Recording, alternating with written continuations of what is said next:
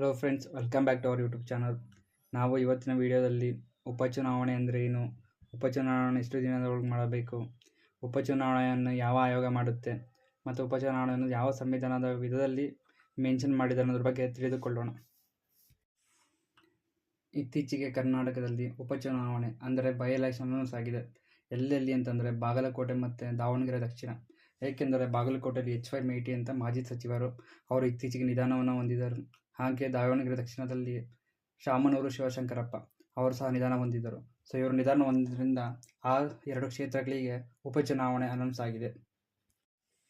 ಉಪಚುನಾವಣೆ ಯಾವುದೋಸ್ಕರ ಮಾಡುತ್ತಾರೆ ಎಂದರೆ, ಒಂದು ವಿಧಾನಸಭಾ ಕ್ಷೇತ್ರದಲ್ಲಿ ಅಲ್ಲಿನ ಹಾಲಿ MLA ನಿಧನವನ್ನು ಹೊಂದಿದ್ದಾರೆ ಅಥವಾ ಹಾಲಿ MLA ಯಾವುದರ ವೈಯಕ್ತಿಕ ಕಾರಣಗಳಿಂದ ರಿಸೈನ್ ಅಂದರೆ ರಾಜೀನಾಮೆಯನ್ನು ನೀಡಿದರೆ ಅಥವಾ ಹಾಲಿ MLA ಬೇರೆ ಪಕ್ಷಕ್ಕೆ ಹೋದರೆ ಆ ಕ್ಷೇತ್ರವನ್ನು ವೇಕೆಂಟ್ ಎಂದು ಕರೆಯುತ್ತಾರೆ. ಅಂದರೆ ಆ ಕ್ಷೇತ್ರವನ್ನು ಖಾಲಿ ಎಂದು ಮಾಡಿ ಅದಕ್ಕೆ ವಿತಿನ್ 6 ತಿಂಗಳು ಅಂದರೆ 6 ತಿಂಗಳ ಒಳಗಾಗಿ ಎಲೆಕ್ಷನನ್ನು ಮಾಡಬೇಕಾಗುತ್ತದೆ. ಇದು ರಿಪ್ರೆಸೆಂಟೇಷನ್ ಪೀಪಲ್ಸ್ ಆ್ಯಕ್ಟ್ ಅಂದರೆ RPA ಆ್ಯಕ್ಟ್ 1951ನ ಸೆಕ್ಷನ್ 151ರಲ್ಲಿ ಮೆನ್ಷನ್ ಆಗಿದೆ. ಸೆಕ್ಷನ್ 151 ಅದರಲ್ಲಿ ಏನು ಮೆನ್ಷನ್ ಆಗಿದೆ ಅಂತಂದರೆ, ರಿಪ್ರೆಸೆಂಟೇಷನ್ ಪೀಪಲ್ ಆ್ಯಕ್ಟ್ 1951ರ ಆರ್ಟಿಕಲ್ 151ರಲ್ಲಿ ಯಾವುದೇ ಒಂದು ವ್ಯಕ್ತಿಯ ಆ ವಿಧಾನಸಭಾ ಕ್ಷೇತ್ರದಲ್ಲಿ ವೇಕೆಂಟ್ ಆದರೆ ಅದಕ್ಕೆ 6 ತಿಂಗಳೊಳಗೆ ಚುನಾವಣೆ ಮಾಡಬೇಕು ಎಂದು ತಿಳಿಸಿದೆ. ಮತ್ತು ಆ ಚುನಾವಣೆಯನ್ನು ಭಾರತೀಯ ಚುನಾವಣೆ ಆಯೋಗ ಅಂದರೆ ಎಲೆಕ್ಷನ್ ಕಮಿಷನ್ ಆಫ್ ಇಂಡಿಯಾವು ಚುನಾವಣೆಯನ್ನು ಕಂಡಕ್ಟ್ ಮಾಡಬೇಕಾಗುತ್ತದೆ.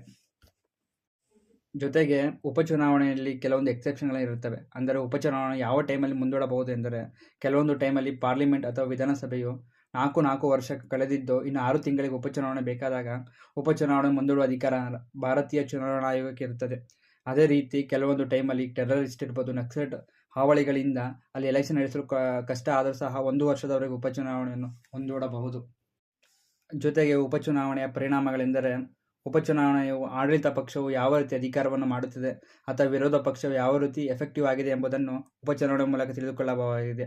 ಕೆಲವೊಂದು ಟೈಮಲ್ಲಿ ಮೆಜಾರಿಟಿ ಸ್ಟ್ರೆಂತನ್ನು ತೋರಿಸಬೇಕಾದರೆ ಉಪಚುನಾವಣೆ ಅತ್ಯವಶ್ಯಕವಾಗಿರುತ್ತದೆ ಎಂದು ತಿಳಿಸುತ್ತಾ, ಈ ಉಪಚುನಾವಣೆ ಅಂದರೆ ಬಾಗಲಕೋಟೆ ಮತ್ತು ದಾವಣಗೆರೆ ದಕ್ಷಿಣದಲ್ಲಿ ಯಾವ ಅಭ್ಯರ್ಥಿ ಗೆಲ್ಲಬಹುದೆಂದು ಕಮೆಂಟ್ ಮಾಡಿ. ಹಾಗೆ ಆಡಳಿತ ಪಕ್ಷ ಮತ್ತು ವಿರೋಧ ಪಕ್ಷದ ಕೆಲವೊಂದು ನ್ಯೂನತೆಗಳು ಈ ಉಪಚುನಾವಣೆ ಟೆಸ್ಟ್ ಆಗುತ್ತೆ ಎಂದು ತಿಳಿಸುತ್ತಾ, ಇನ್ನೂ ಹೆಚ್ಚಿನ ವಿಡಿಯೋಗಳಿಗಾಗಿ ನಮ್ಮ ಚಾನಲ್ನ ಸಬ್ಸ್ಕ್ರೈಬ್ ಮಾಡಿ. Okay, thank you.